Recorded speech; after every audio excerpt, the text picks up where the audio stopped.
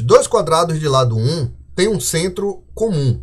Mostre que a área da interseção é maior que 3/4. Então, a primeira coisa a gente identificar aqui, já que são dois quadrados de lado 1, é qual é a área da interseção. A área da interseção vai ser essa área aqui, ó.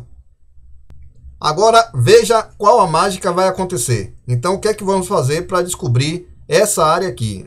O grande segredo e a elegância que tem essa questão.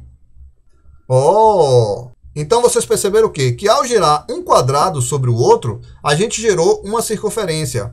Mas você vai me dizer, professor, mas essa aqui não é igual à área que estava antes. Então, como é que eu vou fazer então para descobrir a área? Então, observe que o círculo é parte da área. Então, o que a gente vai usar? A gente vai usar o círculo que tem um raio igual a 1/2, já que o quadrado tem de lado igual a 1. O raio desse círculo aqui é a metade do lado do quadrado. Então, metade de 1 vai ser 1/2. Bom, se você está gostando da questão, então não se esqueça aí de dar aquele like. E quero dizer também que nós temos uma playlist aqui sobre só questões de curiosidades e enigmas matemáticos como esse. Então, clique aqui nesse card que está passando em cima, que é uma playlist só com questões de enigmas. Então, o que eu tenho?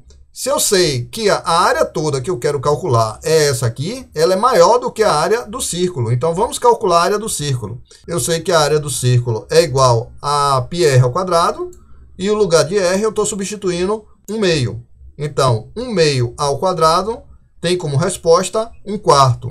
Posso ainda reescrever π vezes 1/4 igual a π sobre 4, e π sobre 4 dividindo π, que representa 3,14 aproximadamente, dividido por 4, eu vou ter como resposta também aproximadamente 0,785. E observe que 0,785 é um número maior que 3/4, já que 3/4 corresponde, na forma decimal, a 0,75. Assim, o que a gente chega a concluir? Que se a área do círculo ela já mede 0,78, e eu quero mostrar que toda essa área aqui, a área do círculo, junto com a área, esses pedacinhos que estão aqui, né, que é a interseção dos dois quadrados, ele é maior que 3/4. Então, se só a área do círculo já é maior que 3/4, é claro e óbvio que somado com essa área daqui que está esses pedacinhos, ela também vai ser maior que 3/4. E assim mostramos que a área da interseção é maior que 3/4.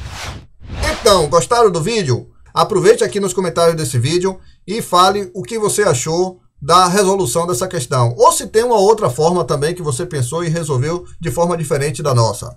Valeu, pessoal. Tchau, tchau. Até mais.